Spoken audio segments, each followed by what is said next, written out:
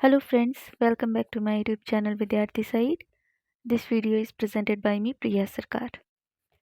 तो फ्रेंड्स, आज की क्लास में हम पढ़ेंगे यूनिट सेकेंड का मोस्ट इम्पॉर्टेंट टॉपिक एनकेसी यानी कि नेशनल नॉलेज कमीशन. तो चलिए फिर क्लास को स्टार्ट करते हैं. क्लास को स्टार्ट करने से पहले अगर अभी तक आपने चैनल को सब्सक्राइब नहीं किया है तो आप चैनल को सब्सक्राइब कीजिए और साथ ही साथ बेल आइकन को भी प्रेस कीजिए, जिससे कि चैनल पे जब भी वीडियो अपलोड की जाए आपके पास नोटिफिकेशन पहुंच जाए. तो चलिए फिर क्लास को स्टार्ट करते हैं. तो आज की क्लास में हम कवर करेंगे नेशनल नॉलेज कमीशन को. इसका जो टाइम पीरियड है वो 2005 से 2007 तक ऐसा हमारे सिलेबस में दिया गया है, लेकिन आपको कई जगह पर 2005 से 2008 भी मिलेगा और 2005 से 2009 भी मिल सकता है. ये डिफरेंस इसीलिए सामने आ रहा है क्योंकि इसका जो एक्चुअल टाइम पीरियड था वो 2005 से 2008 तक ही था, लेकिन कुछ रीज़न्स थे जिसकी वजह से इसका टाइम पीरियड बढ़ाया गया था. इसीलिए कई जगहों पर आपको 2005 से 2009 तक इसका कार्यकाल दिखाई देगा, लेकिन हमारे सिलेबस में 2005 से 2007 तक ही क्यों दिया है? इसका भी रीज़न है क्योंकि एनकेसी ने बहुत सारी रिकमेंडेशन दी है अलग अलग फील्ड पर. एनकेसी की रिपोर्ट में 27 फोकस एरियाज़ हैं जिस पर इन्होंने अराउंड 300 रिकमेंडेशन दी है. तो 2005 से 2007 तक इनका जो मेन फोकस एरिया था वो एजुकेशन फील्ड पर था. इसीलिए हमारे सिलेबस में एनकेसी का जो कार्यकाल है, जो टाइम पीरियड है, वो 2005 से 2007 तक है. तो हम सबसे पहले एनकेसी का इंट्रोडक्शन कवर करेंगे. तो सबसे पहला जो की पॉइंट हमारा रहेगा वो ये है कि एनकेसी इस्टेब्लिश कब हुई थी, यानी कि कॉन्स्टिट्यूट कब हुई थी. 13 जून 2005 में एनकेसी कॉन्स्टिट्यूट हुई थी, यानी कि संवैधानिक रूप से इस कमीशन को गठित किया गया था. कि इसका कार्यकाल कब से शुरू हुआ था? इसका जो कार्यकाल यानी कि टाइम फ्रेम इसका शुरू हुआ था 2 अक्टूबर 2005 से. इसके बाद आपको इसका नेक्स्ट की पॉइंट क्या लिखना है कि एनकेसी किसकी सरकार में गठित हुई थी? ये डॉक्टर मनमोहन सिंह की सरकार में गठित हुई थी, क्योंकि इसे भारत सरकार के द्वारा गठित किया गया था. और उस समय किसकी सरकार थी? कौन प्रधानमंत्री के पद पर थे? डॉक्टर मनमोहन सिंह. और इस कमीशन के जो चेयरपर्सन थे, यानी कि ये जो कमीशन है किसकी अध्यक्षता में बनाई गई थी? उनका नाम है सैम पित्रोदा. तो ये जो की पॉइंट हैं कुछ, ये आपको अच्छे से याद रखना है.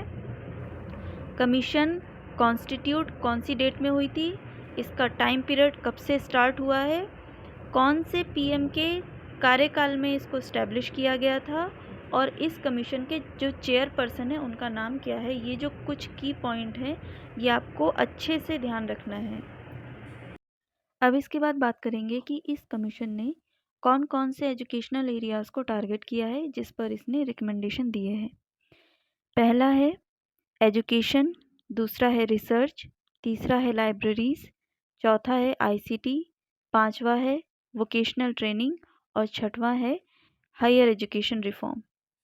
एनकेसी ने इन सभी एजुकेशनल एरियाज़ को टारगेट किया है जिससे हम अपने इंडिया के एजुकेशन सिस्टम को, इंडिया के नॉलेज को इम्प्रोवाइज़ कर सकें और मॉडर्नाइज कर सकें. यही एनकेसी का मेन गोल था. लेकिन जो मेन इसका जो की पॉइंट है, अगर आपसे ये पूछ लिया जाए कि एनकेसी को इस्टेब्लिश क्यों किया गया था और इसका मेन टारगेट क्या था, तो इसका मेन टारगेट ये था कि एनकेसी चाहता था कि इंडिया को एक वाइब्रेंट नॉलेज बेस्ड सोसाइटी में कन्वर्ट किया जाए. अब ये वाइब्रेंट नॉलेज बेस्ड सोसाइटी क्या है, इसको समझते हैं इस लाइन को पहले. वाइब्रेंट नॉलेज बेस्ड सोसाइटी का मतलब है एक ऐसी डायनेमिक और प्रोग्रेसिव सोसाइटी जिसके अंदर knowledge, education, innovation, research, skills and technology को बढ़ावा मिले. अब यहाँ से एक पॉइंट ये भी निकल के आता है कि एनकेसी को इस्टेब्लिश करने की ज़रूरत क्या पड़ी, क्योंकि नॉलेज, रिसर्च, टेक्नोलॉजी और स्किल्स, इन सब की बात तो राष्ट्रीय शिक्षा नीति 1986 में भी की जा चुकी है. तो फिर हमें एनकेसी को इस्टेब्लिश करने की ज़रूरत क्या पड़ी? आपको एग्ज़ाम में इस तरीके से भी पूछा जा सकता है, तो आपको इसका मतलब यानी कि इसका जो डिफ़रेंस है वो भी आपको पता होना चाहिए कि 1986 में जो टेक्नोलॉजी की बात हुई है और एनकेसी में जो टेक्नोलॉजी की बात हुई, इन दोनों में डिफ़रेंस क्या है। देखिए 1986 में जब टेक्नोलॉजी की बात हुई थी, उस समय टेक्नोलॉजी की एक शुरुआती दौर था उसका टेक्नोलॉजी का। तो वहाँ पर हमने ये कोशिश की कि टेक्नोलॉजी से शिक्षा को किस तरीके से जोड़ा जाए, यानी कि टेक्नोलॉजी का यूज़ करना शिक्षा के अंदर। आप रेडियो, टीवी या फिर अदर टेक्नोलॉजी टूल्स का यूज़ करके आप बच्चों को लर्निंग कराएँ। 1986 में जो टेक्नोलॉजी की बात हुई है, वो टेक्नोलॉजी टूल्स का यूज़ करके क्लासरूम को अट्रैक्टिव बनाएँ, बच्चों को लर्निंग कराएँ, इससे रिलेटेड है। जबकि एनकेसी में जो टेक्नोलॉजी की बात हुई है कि आप अपने नॉलेज को एनहांस करेंगे टेक्नोलॉजी के थ्रू, उसके बाद आप अपने इसी नॉलेज को नेशनल डेवलपमेंट के लिए यूज़ करेंगे। तो ये था एनकेसी का इंट्रोडक्शन, जो कि मैंने आपको बहुत अच्छे से कवर करा दिया है। इसके अंदर जो भी इम्पोर्टेंट पॉइंट है वो मैंने हाईलाइटेड कर दिए हैं, और जो पॉइंट मैंने मेंशन नहीं किए हैं इसके अंदर, वो मैंने अभी आपको क्लास में बता दिए हैं। तो अगर आपने उन पॉइंट्स को नोट नहीं किया है तो आप क्लास को रिवर्स करके एक बार देखिए, और उन सभी पॉइंट्स को जो कि मैंने अभी क्लास के अंदर पढ़ाए हैं, उन सभी पॉइंट्स को भी आप अपनी नोटबुक में नोट कीजिए। इसके अलावा मैंने एक्स्ट्रा 2 पॉइंट भी यहाँ पर आगे की स्लाइड में दिए हैं, आइए उनको भी पढ़ लेते हैं एक बार। सबसे पहले हम इसका सेकंड पॉइंट देखेंगे कि इस रिपोर्ट का जो टाइटल था वो क्या था। इस रिपोर्ट का जो टाइटल है उसका नाम है library as a gateway of knowledge, यानी कि जो लाइब्रेरीज़ हैं वो नॉलेज की क्या हैं, गेटवे हैं, यानी कि द्वार हैं। इसके बाद जो इसका फर्स्ट पॉइंट है उसको भी मैं यहाँ पे एलेबरेट कर देती हूँ। लिखा है, in the word of prime minister doctor Manmohan Singh, the time has come to create a second wave of institution buildings and of excellence in the field of education, research and capability building so that we are better prepared for the 21st century। Doctor Manmohan Singh अपने शब्दों में ये कह रहे हैं कि 21वीं शताब्दी का दौर शुरू हो चुका है और हमें 21वीं शताब्दी के हिसाब से खुद को ढालना होगा, खुद को प्रिपेयर करना होगा, जिससे कि हम ग्लोबल लेवल पर अपनी एक पहचान बना सकें। इसके अंदर हमें शिक्षा व्यवस्था, शोध, नवाचार, कैपेबिलिटी बिल्डिंग, स्किल डेवलपमेंट, इन सब पर काम करना होगा, जिससे कि हम 21वीं शताब्दी के हिसाब से खुद को प्रिपेयर कर सकें और एक नए राष्ट्र का निर्माण कर सकें। इसके बाद पढ़ेंगे हम 5 area of knowledge. In 5 areas of knowledge को हम पेंटागन ऑफ नॉलेज भी कहते हैं। एनकेसी ने इन 5 एरियाज़ पर अपना फोकस टारगेट किया है। आइए देखते हैं ये कौन कौन से एरियाज़ हैं। पहला है एक्सेस टू नॉलेज, दूसरा है नॉलेज कॉन्सेप्ट, तीसरा है नॉलेज क्रिएशन, चौथा है नॉलेज एप्लीकेशन और पांचवा है knowledge service. Access to knowledge का मतलब है नॉलेज को एक्सेस करना, यानी कि अर्जन करना। अब नॉलेज को ईज़िली एक्सेस करने के लिए क्या करेंगे? नॉलेज को ईज़िली एक्सेस करने के लिए हम इंटरनेट का यूज़ करेंगे, जिससे कि एक लार्ज लेवल पर हम लर्निंग मटेरियल को वेबकास्ट कर सकते हैं, जिससे कि बहुत सारे लोग फ्री प्लेटफॉर्म पर आके नॉलेज को एक्सेस कर सकते हैं। जैसे डिजिटल लाइब्रेरीज़ हैं, मूक प्लेटफॉर्म है और यूट्यूब चैनल्स हैं। इन सब के थ्रू हम बहुत सारा कंटेंट फ्री एक्सेस करते हैं। अब इसका जो दूसरा पॉइंट है वो है नॉलेज कॉन्सेप्ट। नॉलेज कॉन्सेप्ट का मतलब होता है ज्ञान का रूप। तो सबसे पहले हमें ये समझना होगा कि हमारे समाज में ज्ञान किस रूप में उपस्थित है।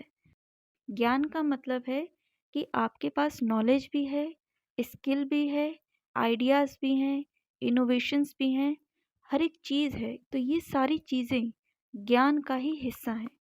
ये नहीं कि कोई व्यक्ति पढ़ा लिखा है, बहुत इंटेलिजेंट है, तो उसी को ही हम ज्ञानवान मानेंगे। अब इसका तीसरा पॉइंट है नॉलेज क्रिएशन। नॉलेज क्रिएशन का मतलब क्या है? इससे पहले हमने नॉलेज कॉन्सेप्ट को पढ़ा कि ज्ञान का रूप क्या है। अब पढ़ रहे हैं नॉलेज क्रिएशन, यानी कि ज्ञान का सृजन। ज्ञान किस रूप में है ये तो हमें पता है, लेकिन अब ज्ञान को बनाना भी है। तो आपके पास न्यू आइडियाज़ होंगे, न्यू सॉल्यूशंस होंगे, न्यू इनोवेशंस होंगे, टेक्नोलॉजी होगी। इन सब के थ्रू आप एक नए ज्ञान का निर्माण कर सकते हैं जिससे कि आप राष्ट्र के विकास में उसे लगा सकें। अब इसका जो फोर्थ पॉइंट है, नॉलेज एप्लीकेशन। नॉलेज एप्लीकेशन का मतलब है ज्ञान का प्रयोग।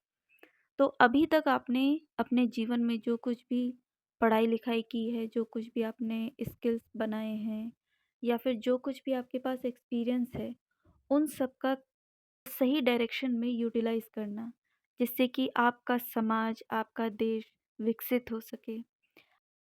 इसके बाद इसका जो लास्ट पॉइंट है वो है नॉलेज सर्विस, यानी कि ज्ञान का सेवा के रूप में उपयोग करना। अगर मान लीजिए आपने इस तरह का ज्ञान प्राप्त किया है जिससे कि आप समाज में सेवा दे सकते हैं, तो ये भी आपके समाज को, आपके देश को एक उन्नति के रास्ते पर लेके जाता है। मान लीजिए आपके पास बहुत अच्छी डिग्री है, बहुत अच्छा नॉलेज है, और आप डॉक्टर बनते हैं, टीचर बनते हैं, तो ये भी क्या है, एक प्रोफेशन के साथ एक सर्विस भी है। दूसरा, मान लीजिए आपने पॉलिटिकल फील्ड में बहुत अच्छा नॉलेज है आपका, तो आप अपने ज्ञान से एक अच्छी सरकार बना सकते हैं, और उस सरकार के बन जाने के बाद आप अपने देश को एक सही दिशा दे सकते हैं। अब मैं आपको ये सभी पांचों पॉइंट एक बार फिर से रिवाइज कर देती हूँ और एग्ज़ाम में किस तरीके से क्वेश्चन पूछे जाएंगे वो भी बता देती हूँ। जो पहला पॉइंट है, एक्सेस टू नॉलेज, यानी कि 21st सेंचुरी के हिसाब से हमें ऐसे प्लेटफॉर्म लोगों को प्रोवाइड करने होंगे जिससे कि वो ईजिली कंटेंट को एक्सेस कर पाएँ। दूसरा है नॉलेज कॉन्सेप्ट, ज्ञान किस रूप में है आपके अंदर, आप उस ज्ञान का प्रयोग करके और ज्ञान को बढ़ाएं, यानी कि और नए ज्ञान की तरफ जाएं, शोध करें, रिसर्च करें।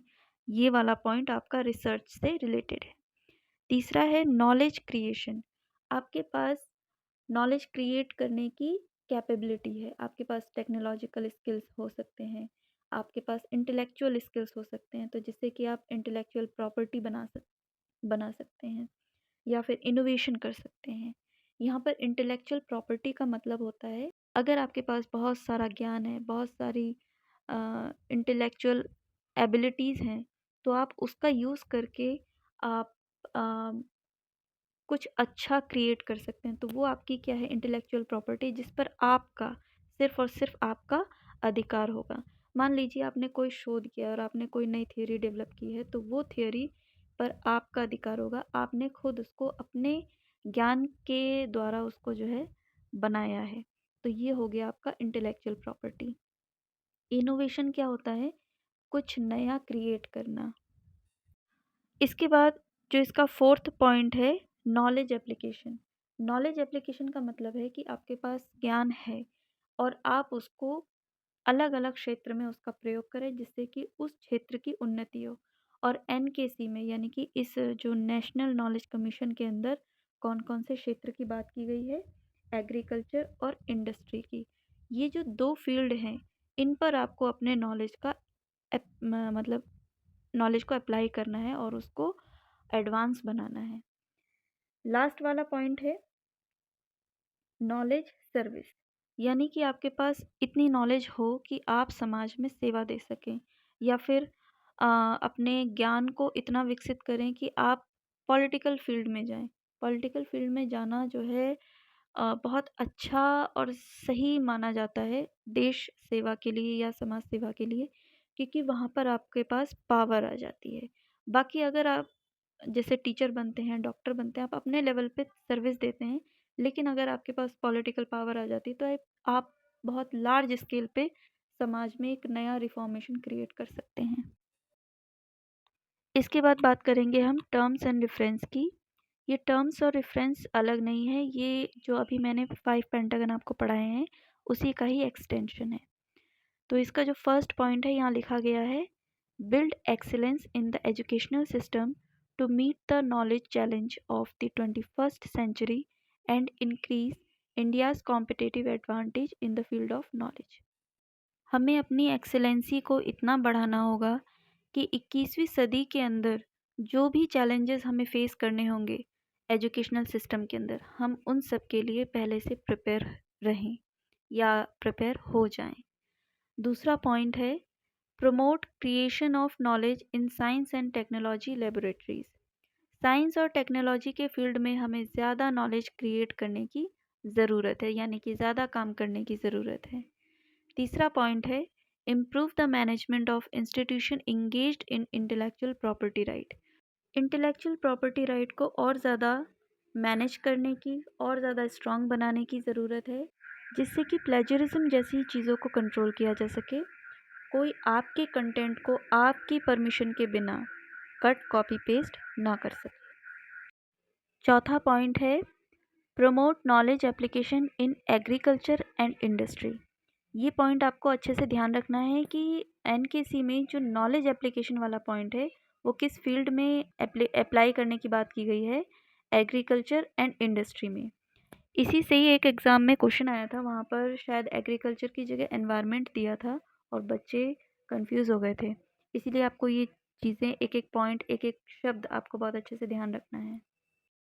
इसी का ही लास्ट पॉइंट है promote the use of knowledge capability in making government an effective, transparent and accountable service provider to the citizen and promote widespread sharing of knowledge to maximize public benefit। इसका मतलब है कि हमें अपने ज्ञान का उपयोग कब करना है, सरकार बनाने के समय भी हमें अपने ज्ञान का उपयोग करना है, यानी कि अपने नॉलेज के थ्रू हमें एक ऐसे कैंडिडेट को चुनना होगा जो हमारे देश की तरक्की पर ज़्यादा ध्यान दे, और जो भी उसकी जो पॉलिसीज़ होंगी वो बहुत ट्रांसपेरेंट होंगी, उन पॉलिसीज़ को लेके वो अकाउंटेबल हो, सर्विस प्रोवाइडर हो, और देश के हित में यानी कि पब्लिक बेनिफिट में वो ज़्यादा से ज़्यादा अपना योगदान दे सके। तो यहाँ पर हमने टर्म्स और रेफरेंस को भी कवर कर लिया है। इसके बाद मैंने कुछ एक्स्ट्रा पॉइंट मैंने यहाँ पे ऐड किए हैं, उनको भी एक बार देख लेते हैं। तो ये एनकेसी के कुछ अदर फोकस एरियाज़ हैं, इनको भी एक बार देख लेते हैं। जैसे education, library, research, intellectual property right, e governance, information technology, agriculture knowledge network, language and translation, public service. तो यहाँ पर आपको एजुकेशन तो समझ में आ रहा होगा कि एजुकेशन के फील्ड में हमें किस किस तरह से सुधार लाना है। दूसरा है लाइब्रेरीज़, लाइब्रेरीज़ को हमें डिजिटल करना होगा जिससे कि ईज़िली एक्सेस कर पाएँ लोग। तीसरा है रिसर्च, रिसर्च में भी हमें ज़्यादा इनोवेशन लाने की ज़रूरत है। चौथा है इंटेलेक्चुअल प्रॉपर्टी राइट, जिससे कि प्लेजरिज्म ज़्यादा ना हो। इसके बाद है ई गवर्नेंस, यानी कि जितने भी सरकारी कार्य हैं वो सारे ऑनलाइन कर दिए जाएं जिससे कि पारदर्शिता बनी रहे, ट्रांसपेरेंसी बनी रहे। इसके बाद है इंफॉर्मेशन टेक्नोलॉजी, क्योंकि 21वीं सदी का दौर है तो हमें आईसीटी को ज़्यादा बढ़ावा देना होगा। और इसके बाद इसका नेक्स्ट पॉइंट है एग्रीकल्चर नॉलेज नेटवर्क। आपके पास जो भी नॉलेज है, जो भी स्किल्स हैं, जो भी एक्सपीरियंसेस हैं, वो सब आपको एग्रीकल्चर और इंडस्ट्री की फील्ड में ज़्यादा अप्लाई करना होगा। इसके बाद नेक्स्ट है लैंग्वेज एंड ट्रांसलेशन। लैंग्वेज और ट्रांसलेशन का यहाँ पे बहुत इम्पोर्टेंट रोल है। जो भी अच्छी क्वालिटी की बुक्स हैं और जो दूसरे देशों का ज्ञान है वो सब आपको ट्रांसलेट करना होगा अपनी भाषा में, जिससे कि जो अपनी भाषा में सरल और सहज महसूस करते हैं वो ज्ञान को अर्जित कर सकें। मान लीजिए कि जैसे आपको हिंदी आती है और इंग्लिश नहीं आती है, और बहुत सी अच्छी क्वालिटी की जो बुक हैं, अच्छे राइटर्स की बुक हैं, वो इंग्लिश में है, अगर आप उसको हिंदी में ट्रांसलेट करते हैं तो आपके लिए एक्सेस करना बहुत ईजी हो जाएगा। और इसका जो लास्ट पॉइंट है वो है पब्लिक सर्विस। आपको अपने ज्ञान का प्रयोग पब्लिक सर्विस में करना होगा, सरकार के चयन में, जिससे कि आप भ्रष्ट सरकार का चयन ना करें। हमें अपने नॉलेज का यूज़ करके एक ऐसी सरकार को लेके आना है जो कि अपने काम में पारदर्शिता रखे, जिम्मेदारी रखे और समाज कल्याण में अपना योगदान दे। क्योंकि अगर आप एक नॉलेजेबल सोसाइटी का निर्माण करते हैं तो उसी सोसाइटी से ही तो कोई एक कैंडिडेट इलेक्ट होके सरकार में जाता है, और जब एक पढ़ा लिखा व्यक्ति, जिम्मेदार व्यक्ति सरकार में जाता है तो वो अपनी एक जिम्मेदारी निभाता है। तो आज की क्लास में बस इतना ही। आज हमने एनकेसी यानी कि नेशनल नॉलेज कमीशन को कवर कर लिया है। आज की क्लास आपको कैसी लगी मुझे ज़रूर बताइएगा। अगर आपको मेरे चैनल की वीडियोस इन्फॉर्मेटिव लगती हैं तो आप मेरे चैनल को लाइक, शेयर और सब्सक्राइब कर सकते हैं। Thank you.